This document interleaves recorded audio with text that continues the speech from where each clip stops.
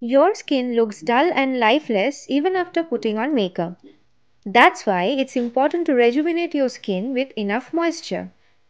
And Keya Aromatherapy Blueberry Face Brightening Mask does the job with perfection.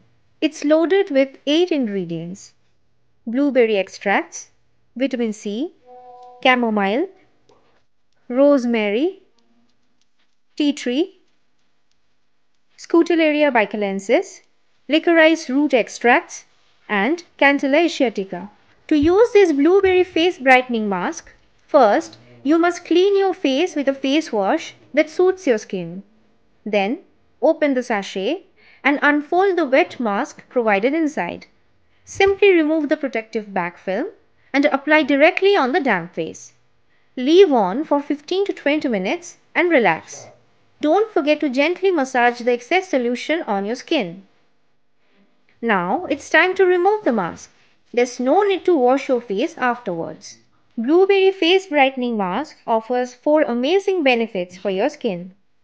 Hydrates dry and damaged skin, fades wrinkles and fine lines, repairs pollution-stricken tanned skin cells, boosts collagen, and calms skin irritations. You surely love this glow of youth, don't you?